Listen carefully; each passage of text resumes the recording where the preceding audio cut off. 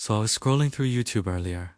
As you do, one video ends, the next one plays, and I end up watching Cleo Abram's thing about what's hidden under Antarctica. I don't even remember clicking on it, the title was just there. And then I'm 10 minutes in, staring at the screen going, wait, she does a good job.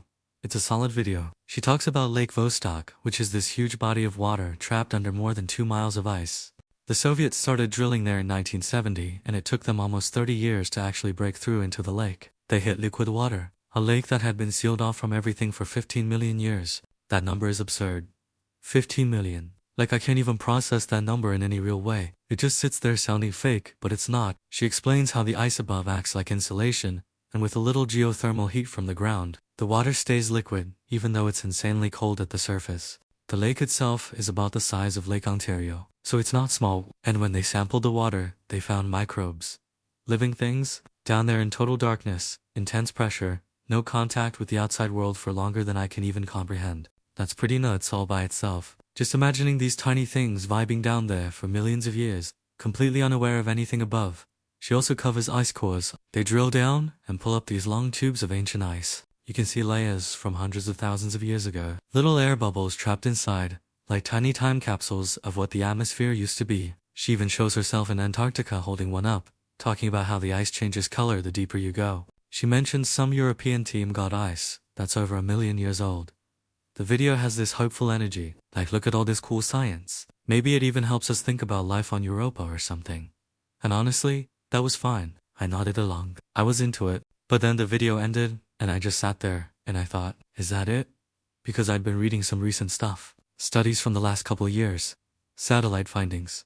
New maps. And the more I looked into it, the more I realized what's actually going on under that ice right now is much stranger than what the video covered. So I went through a bunch of reports, just reading, taking it in.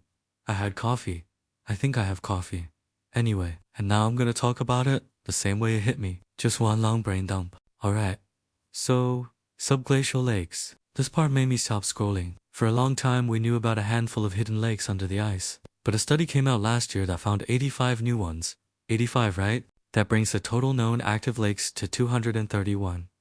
These aren't little puddles. Some of them are the size of cities, sitting under miles of ice. And they're not just sitting there. They fill up, they drain, they shift around like a giant hidden plumbing system under the continent. Satellites can see the ice surface rising and falling by several meters as the lakes move underneath. When a lake drains, the water rushes out beneath the glacier, and that can make the glacier slide faster toward the ocean.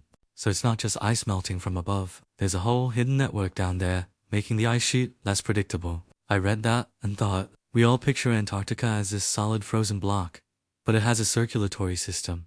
That's weird. It's like the continent is secretly alive in the slowest, most indifferent way possible. Then there's Lake Untersee. That's one of these lakes, but it's on a completely different level. NASA and some astrobiology sites were talking about it. The lake has these giant structures built by microbes, living rock formations. Basically, they look exactly like stromatolites from 3.5 billion-year-old fossils. These things are growing right now, in total darkness, under ice, in water that's super alkaline, and has almost no nutrients. The microbes build these towers and mats layer by layer.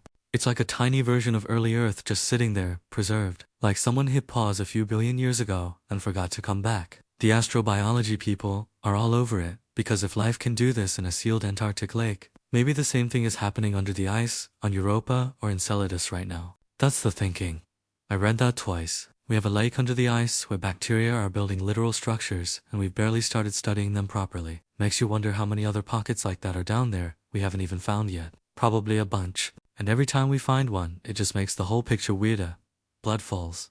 You've probably seen the pictures. Bright red water pouring out of Taylor Glacier like the ice is bleeding. For a long time people guessed it was red algae or some kind of weird bacteria, but some newer articles finally wrapped that one up. It's ancient brine. Super salty water that's been trapped under the glacier for millions of years, loaded with iron. When it squeezes out through cracks and hits the air, the iron oxidizes and turns that intense blood red. They even found these tiny iron nanospheres that make the color more vivid.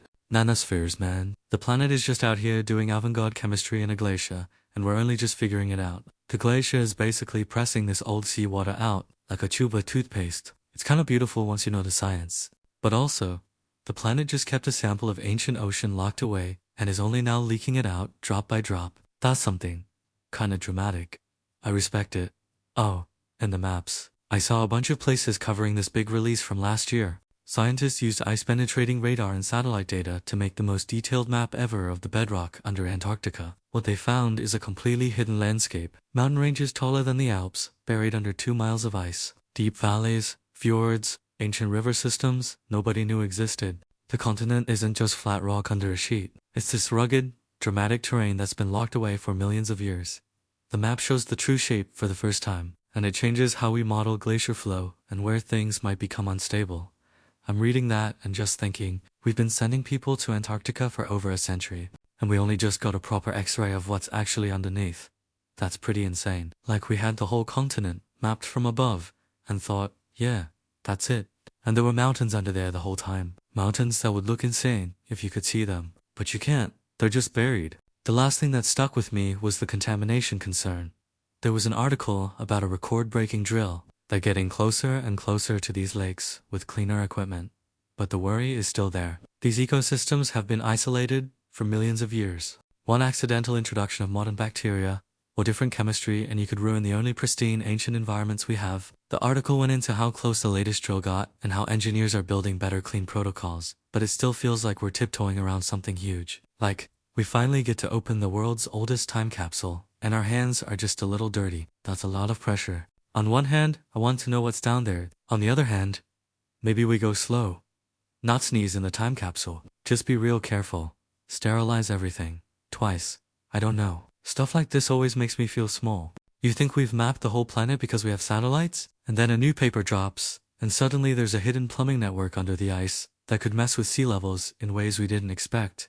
It's humbling, and also a little bit funny in the most deadpan way possible. Like, oh, the giant frozen continent was holding out on us this whole time. Cool, great, awesome, thanks for the mountains, I guess. Anyway, that's my long, slow ramble about what's under all that ice.